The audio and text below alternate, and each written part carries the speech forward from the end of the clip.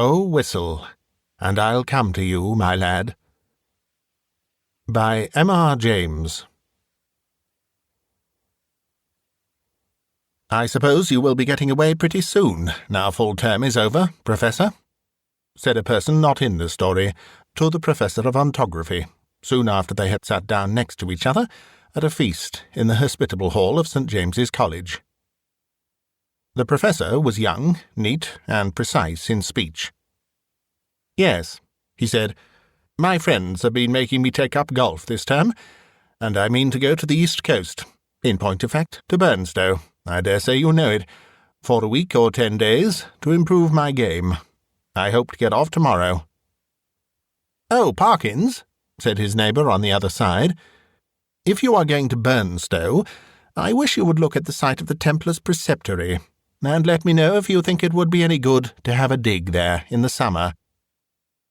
It was, as you might suppose, a person of antiquarian pursuits who said this, but since he merely appears in this prologue, there is no need to give his entitlements. "Certainly," said Parkins, the Professor. "If you will describe to me whereabouts the site is, I will do my best to give you an idea of the lie of the land when I get back, or I could write to you about it, if you would tell me where you are likely to be." "No, don't trouble to do that, thanks.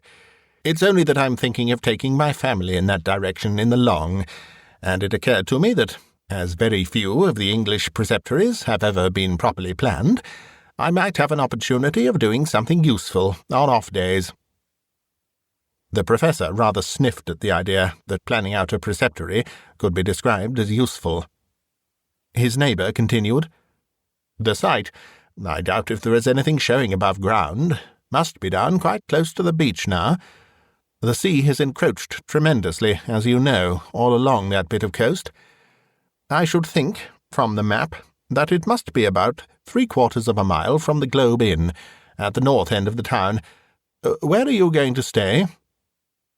"Well, at the Globe Inn, as a matter of fact," said Parkins. "I have engaged a room there. I couldn't get in anywhere else. Most of the lodging-houses are shut up in winter, it seems, and as it is, they tell me that the only room of any size I can have is really a double-bedded one, and that they haven't a corner in which to store the other bed, and so on. But I must have a fairly large room, for I am taking some books down, and mean to do a bit of work, and though I don't quite fancy having an empty bed, not to speak of two, in what I may call for the time being my study, I suppose I can manage to rough it for the short time I shall be there." "Do you call having an extra bed in your room roughing it, Parkins?" said a bluff person opposite. "Look here, I shall come down and occupy it for a bit. It'll be company for you." The Professor quivered, but managed to laugh in a courteous manner. "By all means, Rogers. There's nothing I should like better. But I'm afraid you would find it rather dull. You don't play golf, do you?" "No, thank heaven," said rude Mr. Rogers. "Well, you see, when I'm not writing, I shall most likely be out on the links, and that, as I say, would be rather dull for you, I'm afraid." "Oh, I don't know. There's certain to be somebody I know in the place. But, of course, if you don't want me, speak the word, Parkins. I shan't be offended. Truth, as you always tell us, is never offensive." Parkins was, indeed, scrupulously polite and strictly truthful. It is to be feared that Mr. Rogers sometimes practised upon his knowledge of these characteristics. In Parkins's breast there was a conflict now raging, which for a moment or two did not allow him to answer. That interval being over, he said, "Well, if you want the exact truth, Rogers, I was considering whether the room I speak of would really be large enough to accommodate us both comfortably, and also whether, mind, I shouldn't have said this if you hadn't pressed me, you would not constitute something in the nature of a hindrance to my work." Rogers laughed loudly. "Well done, Parkins," he said. "It's all right. I promise not to interrupt your work. Don't you disturb yourself about that. No, I won't come if you don't want me, but I thought I should do so nicely to keep the ghosts off. Here he might have been seen to wink and to nudge his next neighbour. Parkins might also have been seen to become pink. "I beg pardon, Parkins," Rogers continued. "I oughtn't to have said that. I forgot you didn't like levity on these topics." "Well," Parkins said, "as you have mentioned the matter, I freely own that I do not like careless talk about what you call ghosts. A man in my position," he went on, raising his voice a little, "cannot, I find, be too careful about appearing to sanction the current beliefs on such subjects. As you know, Rogers, or as you ought to know, for I think I have never concealed my views." "No, you certainly have not, old man," put in Rogers, sotto voce. "I hold that any semblance, any appearance of concession to the view that such things might exist, is equivalent to a renunciation of all that I hold most sacred. But I am afraid I have not succeeded in securing your attention." "Your undivided attention was what Dr. Blimber actually said," Rogers interrupted, with every appearance of an earnest desire for accuracy. Footnote: Mr. Rogers was wrong.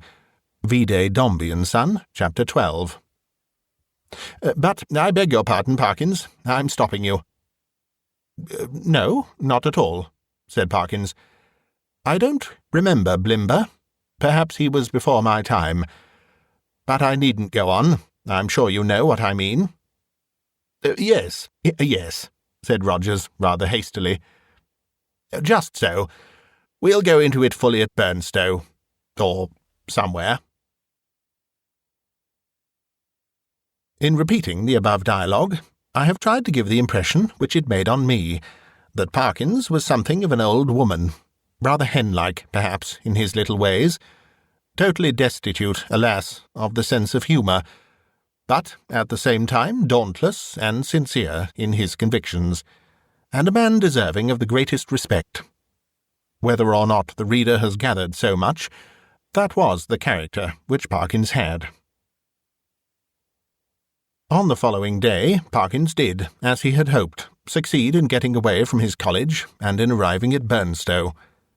He was made welcome at the Globe Inn, was safely installed in the large double-bedded room of which we have heard, and was able, before retiring to rest, to arrange his materials for work in apple-pie order upon a commodious table which occupied the outer end of the room, and was surrounded on 3 sides by windows looking out seaward. That is to say, the central window looked straight out to sea, and those on the left and right commanded prospects along the shore to the north and south, respectively. On the south you saw the village of Burnstow. On the north no houses were to be seen, but only the beach and the low cliff backing it. Immediately in front was a strip, not considerable, of rough grass, dotted with old anchors, capstans, and so forth, then a broad path, then the beach. Whatever may have been the original distance between the Globe Inn and the sea, not more than 60 yards now separated them. The rest of the population of the inn was, of course, a golfing one, and included few elements that call for a special description. The most conspicuous figure was, perhaps, that of an ancien militaire, secretary of a London club, and possessed of a voice of incredible strength, and of views of a pronouncedly Protestant type. These were apt to find utterance after his attendance upon the ministrations of the vicar, an estimable man with inclinations towards a picturesque ritual, which he gallantly kept down, as far as he could, out of deference to East Anglian tradition. Professor Parkins, one of whose principal characteristics was pluck, spent the greater part of the day following his arrival at Burnstow in what he had called improving his game, in company with this Colonel Wilson, and during the afternoon, whether the process of improvement were to blame or not, I am not sure, the Colonel's demeanour assumed a colouring so lurid that even Parkins jibbed at the thought of walking home with him from the links.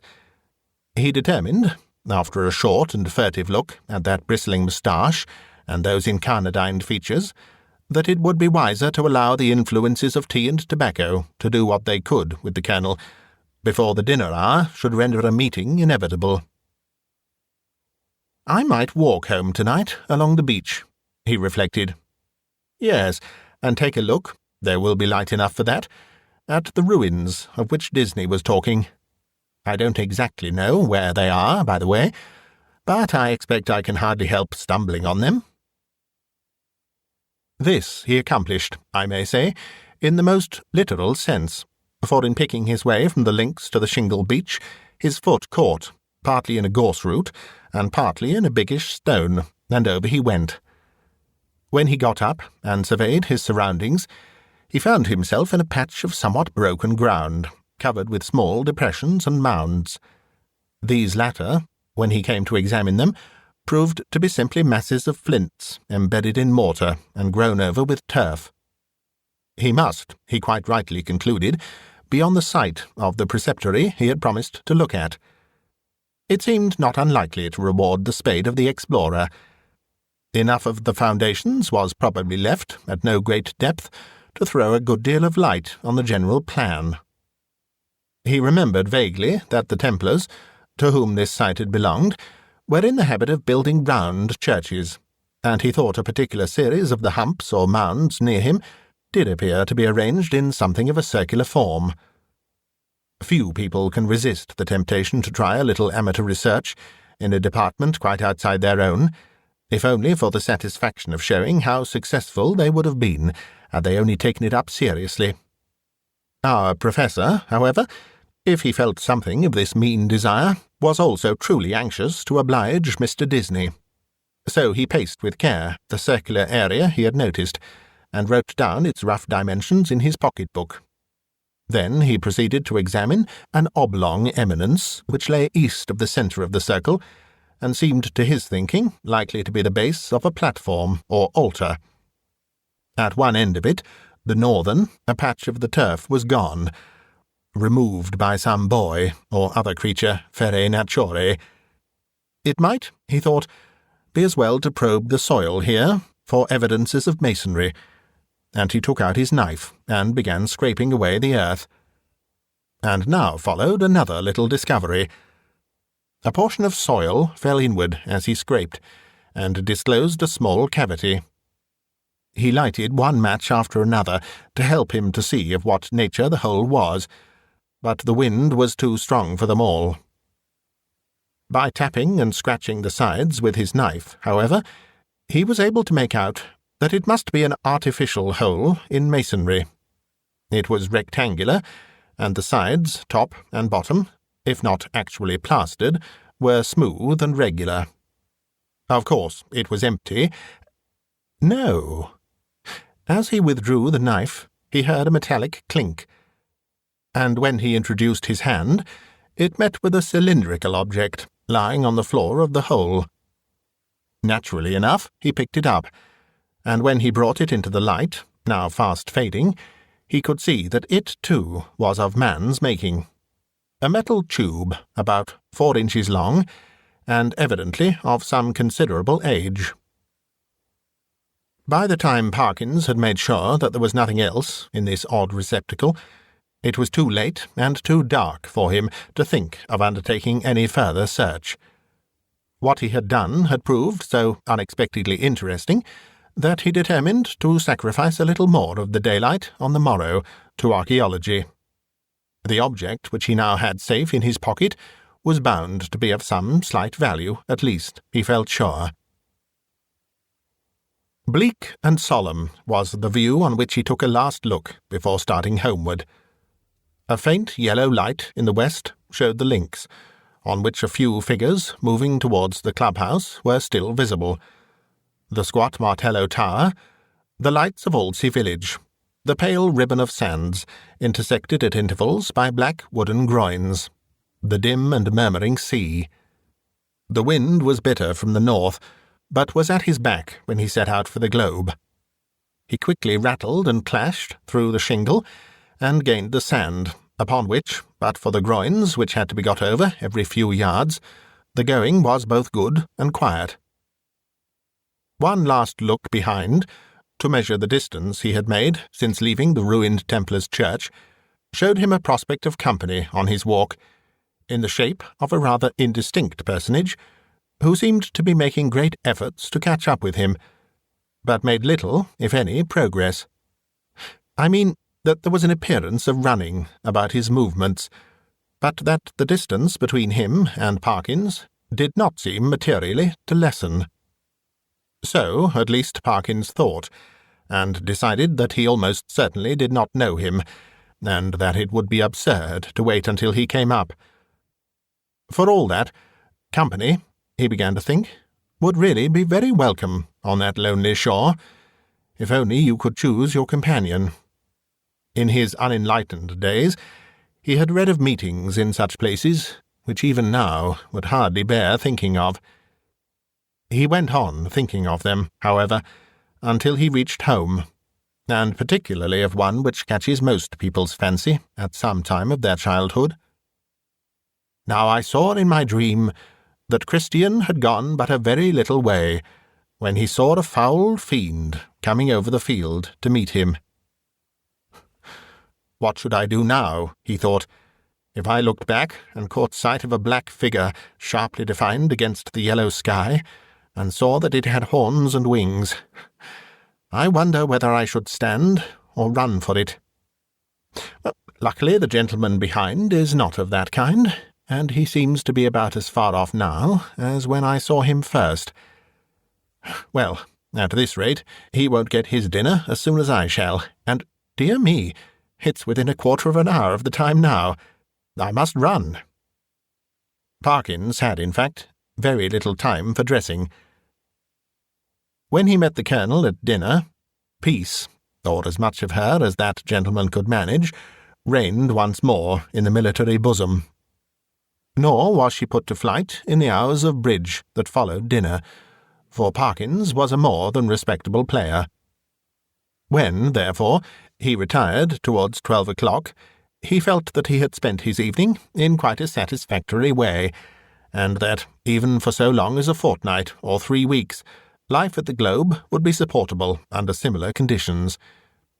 Especially, thought he, if I go on improving my game.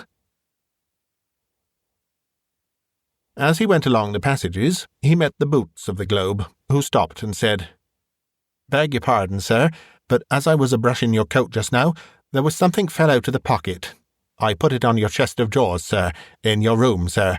A piece of a pipe, or something of that, sir." "Thank you, sir. You'll find it on your chest of drawers, sir." "Yes, sir. Good night, sir." The speech served to remind Parkins of his little discovery of that afternoon. It was with some considerable curiosity that he turned it over by the light of his candles. It was of bronze, he now saw, and was shaped very much after the manner of the modern dog-whistle. In fact, it was— yes, certainly it was— actually no more nor less than a whistle.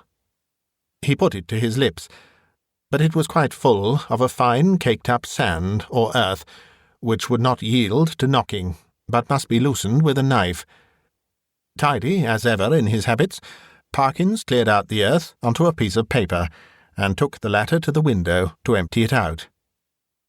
The night was clear and bright, as he saw when he had opened the casement, and he stopped for an instant to look at the sea, and note a belated wanderer stationed on the shore in front of the inn. Then he shut the window, a little surprised at the late hours people kept at Burnstow, and took his whistle to the light again. Why, surely there were marks on it, and not merely marks, but letters. A very little rubbing rendered the deeply cut inscription quite legible, but the Professor had to confess, after some earnest thought, that the meaning of it was as obscure to him as the writing on the wall to Belshazzar. There were legends both on the front and on the back of the whistle. The one read thus: Fla, Fur, Bis, Flay. Footnote: Fur flabis, flabis. Thief, you will blow, you will weep. The other, Quis est iste, qui venit. I ought to be able to make it out, he thought. But I suppose I am a little rusty in my Latin. When I come to think of it, I don't believe I even know the word for a whistle.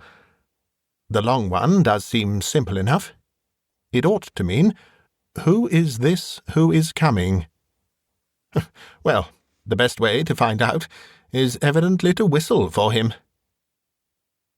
He blew tentatively, and stopped suddenly, startled and yet pleased at the note he had elicited. It had a quality of infinite distance in it, and, soft as it was, he somehow felt it must be audible for miles round. It was a sound, too, that seemed to have the power, which many scents possess, of forming pictures in the brain. He saw quite clearly for a moment a vision of a wide, dark expanse at night, with a fresh wind blowing, and in the midst a lonely figure. How employed he could not tell. Perhaps he would have seen more, had not the picture been broken by the sudden surge of a gust of wind against his casement, so sudden that it made him look up, just in time to see the white glint of a seabird's wing somewhere outside the dark panes. The sound of the whistle had so fascinated him that he could not help trying it once more, this time more boldly. The note was little, if at all, louder than before, and repetition broke the illusion. No picture followed, as he had half hoped it might. But what is this? Goodness! What force the wind can get up in a few minutes! What a tremendous gust! There! I knew that window fastening was no use. Ah, I thought so. Both candles out. It's enough to tear the room to pieces. The first thing was to get the window shut. While you might count 20, Parkins was struggling with the small casement, and felt almost as if he were pushing back a sturdy burglar, so strong was the pressure. It slackened all at once, and the window banged to and latched itself. Now to relight the candles and see what damage, if any, had been done. No, nothing seemed amiss. No glass, even, was broken in the casement, but the noise had evidently roused at least one member of the household. The Colonel was to be heard stumping in his stockinged feet on the floor above, and growling. Quickly as it had risen, the wind did not fall at once. On it went, moaning and rushing past the house, at times rising to a cry so desolate that, as Parkins disinterestedly said, it might have made fanciful people feel quite uncomfortable. Even the unimaginative, he thought after a quarter of an hour, might be happier without it. Whether it was the wind, or the excitement of golf, or of the researches in the preceptory that kept Parkins awake, he was not sure. Awake he remained, in any case, long enough to fancy, as I am afraid I often do myself under such conditions, that he was the victim of all manner of fatal disorders. He would lie counting the beats of his heart, convinced that it was going to stop work every moment, and would entertain grave suspicions of his lungs, brain, liver, etc., suspicions which he was sure would be dispelled by the return of daylight, but which, until then, refused to be put aside. He found a little vicarious comfort in the idea that someone else was in the same boat. A near neighbour, in the darkness it was not easy to tell his direction, was tossing and rustling in his bed too. The next stage was that Parkins shut his eyes and determined to give sleep every chance.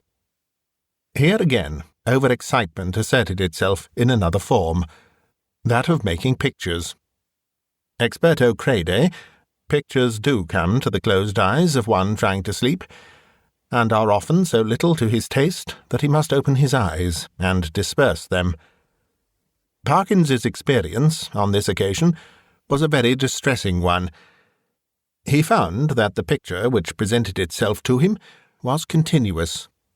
When he opened his eyes, of course, it went, but when he shut them once more, it framed itself afresh, and acted itself out again, neither quicker nor slower than before. What he saw was this. A long stretch of shore, shingle edged by sand and intersected at short intervals with black groins running down to the water. A scene, in fact, so like that of his afternoon's walk that, in the absence of any landmark, it could not be distinguished therefrom. The light was obscure, conveying an impression of gathering storm, late winter evening, and slight cold rain. On this bleak stage, at first no actor was visible. Then, in the distance, a bobbing black object appeared. A moment more, and it was a man, running, jumping, clambering over the groins, and every few seconds looking eagerly back. The nearer he came, the more obvious it was that he was not only anxious, but even terribly frightened, though his face was not to be distinguished. He was, moreover, almost at the end of his strength. On he came. Each successive obstacle seemed to cause him more difficulty than the last. "Will he get over this next one?" thought Parkins. "It seems a little higher than the others." Yes, half climbing, half throwing himself, he did get over, and fell all in a heap on the other side, the side nearest to the spectator. There, as if really unable to get up again, he remained crouching under the groin, looking up in an attitude of painful anxiety. So far, no cause whatever for the fear of the runner had been shown, but now there began to be seen, far up the shore, a little flicker of something light-coloured, moving to and fro with great swiftness and irregularity. Rapidly growing larger, it, too, declared itself as a figure, in pale, fluttering draperies, ill-defined. There was something about its motion which made Parkins very unwilling to see it at close quarters. It would stop, raise arms, bow itself toward the sand, then run stooping across the beach to the water edge, and back again, and then, rising upright, once more continue its course forward, at a speed that was startling and terrifying. The moment came when the pursuer was hovering about, from left to right, only a few yards beyond the groin where the runner lay in hiding. After 2 or 3 ineffectual castings hither and thither, it came to a stop, stood upright, with arms raised high, and then darted straight forward, towards the groin. It was at this point that Parkins always failed in his resolution to keep his eyes shut. With many misgivings as to the incipient failure of eyesight, overworked brain, excessive smoking, and so on, he finally resigned himself to light his candle, get out a book, and pass the night waking, rather than be tormented by this persistent panorama, which he saw clearly enough could only be a morbid reflection of his walk and his thoughts on that very day. The scraping of match on box and the glare of light must have startled some creatures of the night, rats or what not, which he heard scurry across the floor from the side of his bed with much rustling. Dear, dear, the match is out, fool that it is. But the second one burnt better, and candle and book were duly procured, over which Parkins pored till sleep of a wholesome kind came upon him, and that in no long space. For about the first time in his orderly and prudent life, he forgot to blow out the candle, and when he was called next morning at 8, there was still a flicker in the socket, and a sad mess of guttered grease on the top of the little table. After breakfast he was in his room, putting the finishing touches to his golfing costume. Fortune had again allotted the Colonel to him for a partner, when one of the maids came in. "Oh, if you please," she said, "would you like any extra blankets on your bed, sir?" Thank you," said Parkins. "Yes, I think I should like one. It seems likely to turn rather colder." In a very short time the maid was back with the blanket. "Which bed should I put it on, sir?" she asked. What? Why, that one. The one I slept in last night, he said, pointing to it. Oh, yes. I beg your pardon, sir, but you seemed to have tried both of them. Leastways, we had to make 'em both up this morning. Really? How very absurd, said Parkins. I certainly never touched the other, except to lay some things on it. Did it actually seem to have been slept in? Oh, yes, sir, said the maid. Why, all the things was crumpled and thrown about all ways, if you'll excuse me, sir. Quite as if anyone hadn't passed but a very poor night, sir. Dear me, said Parkins. Well, I may have disordered it more than I thought, when I unpacked my things. I'm very sorry to have given you the extra trouble, I'm sure. I expect a friend of mine soon, by the way, a gentleman from Cambridge, to come and occupy it for a night or two. That will be all right, I suppose, won't it? Oh, yes, to be sure, sir. Thank you, sir. It's no trouble, I'm sure, said the maid, and departed to giggle with her colleagues. Parkins set forth, with a stern determination to improve his game. I am glad to be able to report that he succeeded so far in this enterprise, that the Colonel, who had been rather repining at the prospect of a second day's play in his company, became quite chatty as the morning advanced, and his voice boomed out over the flats, as certain also of our own minor poets have said, like some great burden in a minster tower. Extraordinary wind, that we had last night, he said. In my old home, we should have said someone had been whistling for it. Should you indeed? Said Parkins. Is there a superstition of that kind still current in your part of the country? I don't know about superstition, said the Colonel. They believe in it all over Denmark and Norway, as well as on the Yorkshire coast, and my experience is, mind you, that there's generally something at the bottom of what these country folk hold to, and have held to for generations. But it's your drive, or whatever it might have been. The golfing reader will have to imagine appropriate digressions at the proper intervals. When conversation was resumed, Parkins said, with a slight hesitancy, Apropos of what you were saying just now, Colonel, I think I ought to tell you that my own views on such subjects are very strong. I am, in fact, a convinced disbeliever in what is called the supernatural. What? Said the Colonel. Do you mean to tell me you don't believe in second sight, or ghosts, or anything of that kind? In nothing whatever of that kind, returned Parkins firmly. Well, said the Colonel, but it appears to me at that rate, sir, that you must be little better than a Sadducee. Parkins was on the point of answering that, in his opinion, the Sadducees were the most sensible persons he had ever read of in the Old Testament, but, feeling some doubt as to whether much mention of them was to be found in that work, he preferred to laugh the accusation off. Perhaps I am, he said, but, here, give me my cleek, boy. Excuse me 1 moment, Colonel. A short interval. Now, as to whistling for the wind, let me give you my theory about it. The laws which govern winds are really not at all perfectly known. To fisherfolk and such, of course, not known at all.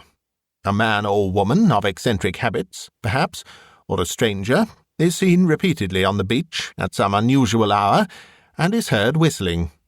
Soon afterwards, a violent wind rises. A man who could read the sky perfectly, or who possessed a barometer, could have foretold that it would. The simple people of a fishing village have no barometers, and only a few rough rules for prophesying weather. What more natural than that the eccentric personage I postulated should be regarded as having raised the wind, or that he or she should clutch eagerly at the reputation of being able to do so. Now, take last night's wind. As it happens, I myself was whistling. I blew a whistle twice, and the wind seemed to come absolutely in answer to my call. If anyone had seen me— The audience had been a little restive under this harangue, and Parkins had, I fear, fallen somewhat into the tone of a lecturer, but at the last sentence the Colonel stopped. "Whistling, were you?" he said. "And what sort of whistle did you use? Play this stroke first." Interval. "About that whistle you were asking, Colonel? It's rather a curious one. I have it in my— Oh, no, I see I've left it in my room. As a matter of fact, I found it yesterday."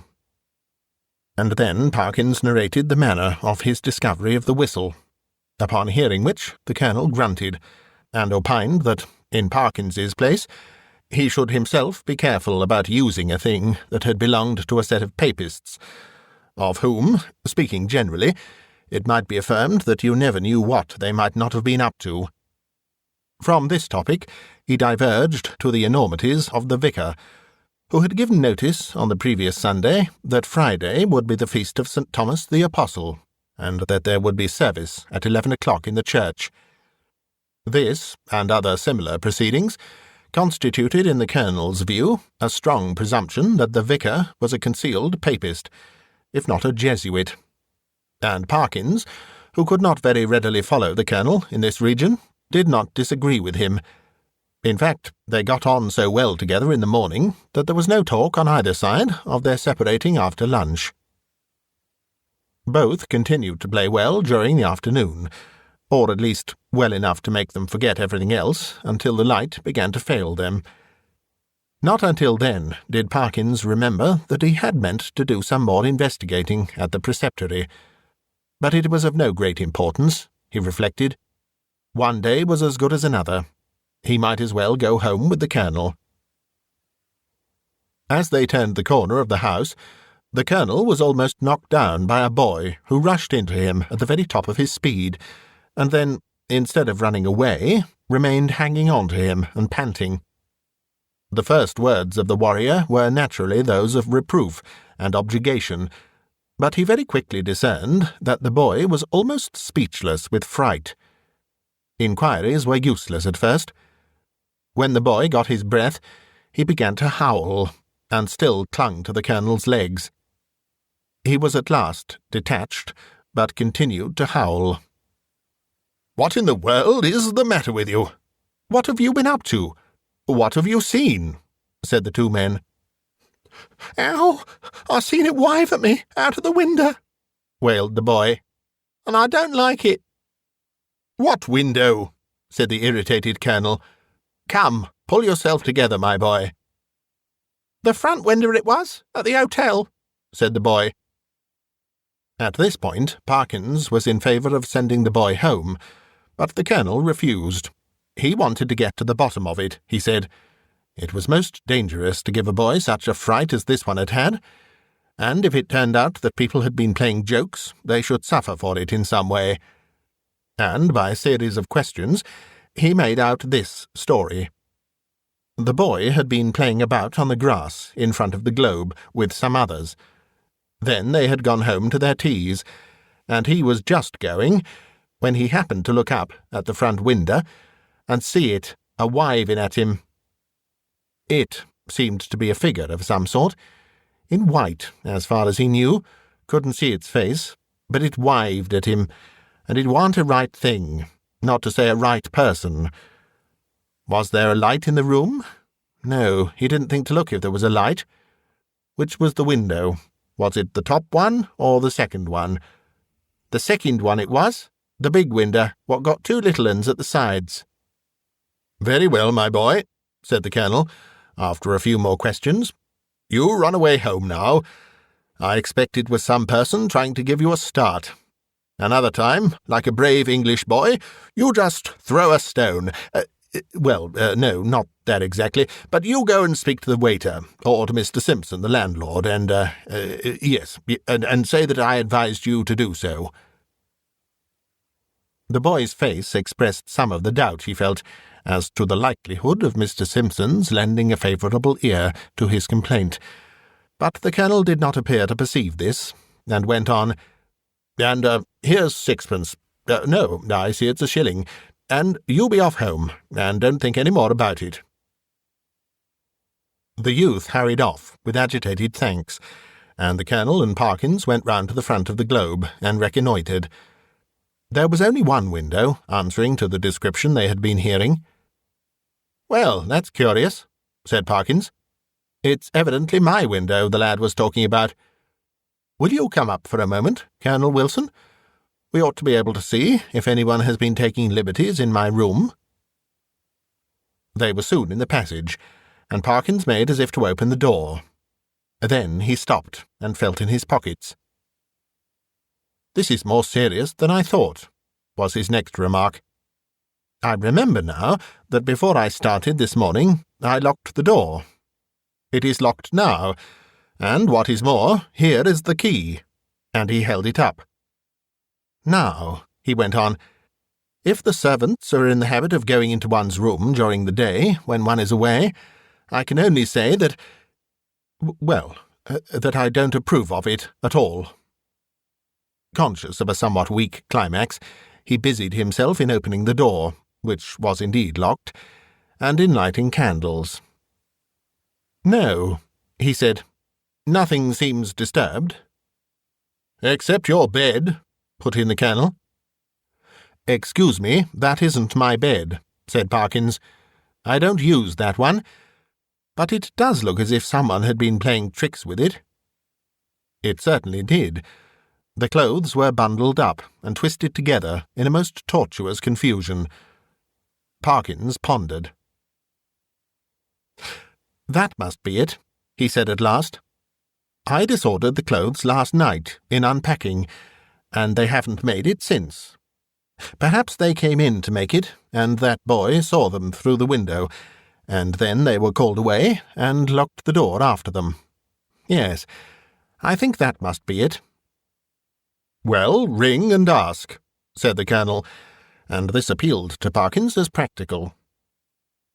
The maid appeared, and, to make a long story short, deposed that she had made the bed in the morning when the gentleman was in the room, and hadn't been there since. No, she hadn't no other key. Mr. Simpson, he kept the keys. He'd be able to tell the gentleman if anyone had been up. This was a puzzle. Investigation showed that nothing of value had been taken, and Parkins remembered the disposition of the small objects on tables and so forth well enough to be pretty sure that no pranks had been played with them. Mr. and Mrs. Simpson furthermore agreed that neither of them had given the duplicate key of the room to any person whatever during the day. Nor could Parkins, fair-minded man as he was, detect anything in the demeanour of master, mistress, or maid that indicated guilt. He was much more inclined to think that the boy had been imposing on the Colonel. The latter was unwontedly silent and pensive at dinner, and throughout the evening. When he bade good night to Parkins, he murmured in a gruff undertone, "You know where I am, if you want me during the night." "Why, yes, thank you, Colonel Wilson. I think I do. But there isn't much prospect of my disturbing you, I hope. By the way," he added, "did I show you that old whistle I spoke of? I think not. Well, here it is." The Colonel turned it over gingerly in the light of the candle. "Can you make anything of the inscription?" asked Parkins as he took it back. "No, not in this light. What do you mean to do with it?" "Oh, well, when I get back to Cambridge I shall submit it to some of the archaeologists there and see what they think of it, and very likely, if they consider it worth having, I may present it to one of the museums." Said the Colonel. "Well, you may be right. All I know is that, if it were mine, I should chuck it straight into the sea. It's no use talking, I'm well aware, but I expect that with you it's a case of live and learn. I hope so, I'm sure, and I wish you a good night." He turned away, leaving Parkins in act to speak at the bottom of the stair, and soon each was in his own bedroom. By some unfortunate accident, there were neither blinds nor curtains to the windows of the Professor's room. The previous night he had thought little of this, But tonight there seemed every prospect of a bright moon rising to shine directly on his bed, and probably wake him later on. When he noticed this, he was a good deal annoyed, but with an ingenuity which I can only envy, he succeeded in rigging up, with the help of a railway rug, some safety pins, and a stick and umbrella, a screen which, if it only held together, would completely keep the moonlight off his bed. And shortly afterwards he was comfortably in that bed. When he had read a somewhat solid work, long enough to produce a decided wish for sleep, he cast a drowsy glance round the room, blew out the candle, and fell back upon the pillow. He must have slept soundly for an hour or more, when a sudden clatter shook him up in a most unwelcome manner. In a moment he realized what had happened. His carefully constructed screen had given way, and a very bright, frosty moon was shining directly on his face. This was highly annoying. Could he possibly get up and reconstruct the screen, or could he manage to sleep if he did not? For some minutes he lay and pondered over the possibilities. Then he turned over sharply, and with all his eyes open, lay breathlessly listening. There had been a movement, he was sure, in the empty bed, on the opposite side of the room.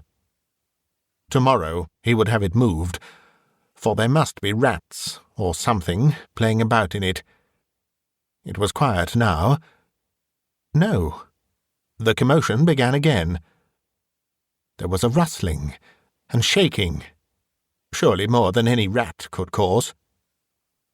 I can figure to myself something of the professor's bewilderment and horror, for I have, in a dream 30 years back, seen the same thing happen.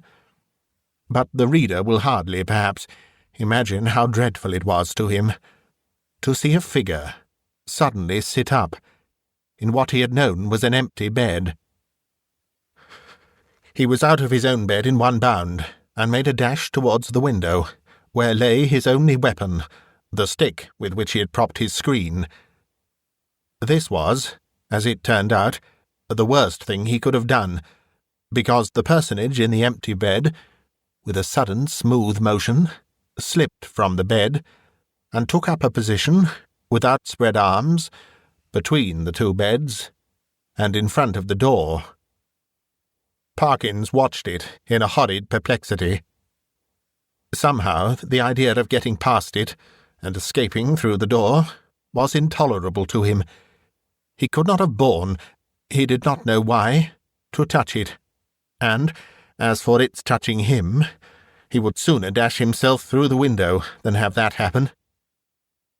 It stood, for the moment, in a band of dark shadow, and he had not seen what its face was like.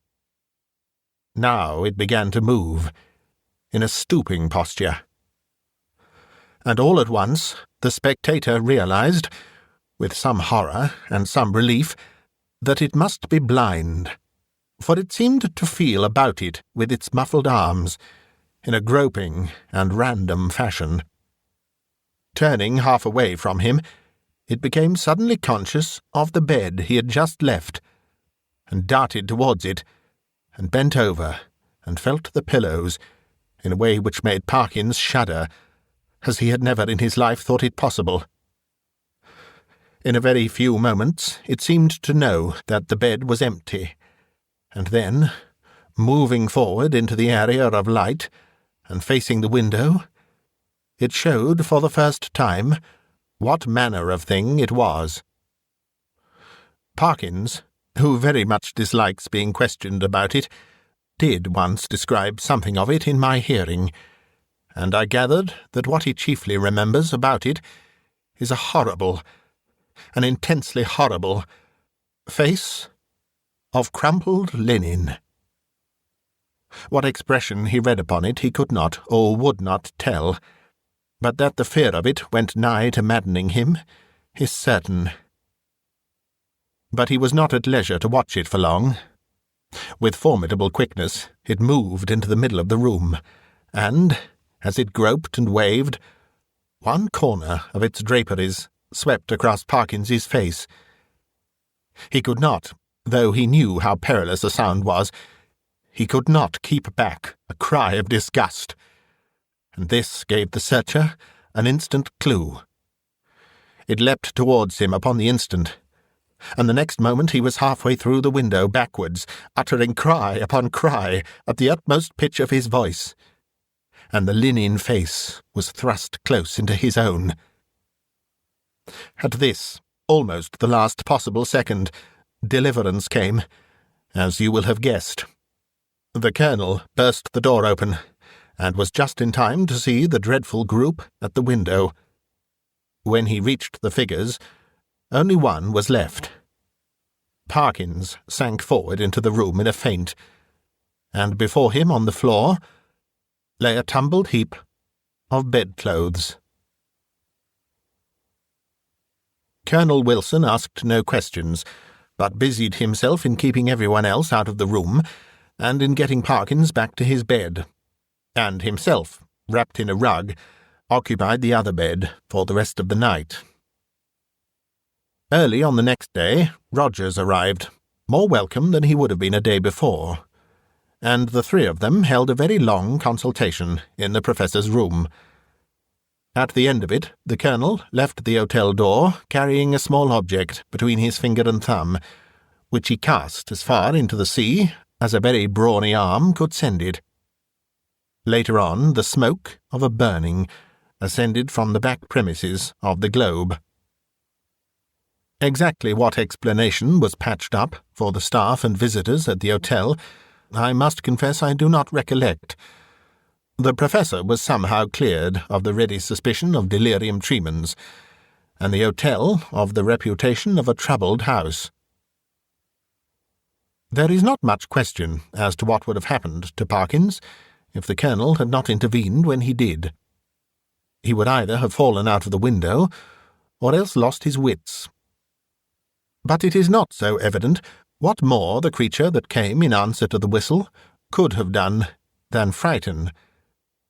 There seemed to be absolutely nothing material about it, save the bedclothes, of which it had made itself a body. The Colonel, who remembered a not very dissimilar occurrence in India, was of opinion that if Parkins had closed with it, it could really have done very little, and that its one power was that of frightening. The whole thing, he said, served to confirm his opinion of the Church of Rome. There is really nothing more to tell, but, as you may imagine, the Professor's views on certain points are less clear-cut than they used to be. His nerves, too, have suffered. He cannot, even now, see a surplice hanging on a door, quite unmoved, and the spectacle of a scarecrow in a field, late on a winter afternoon, has cost him more than one sleepless night.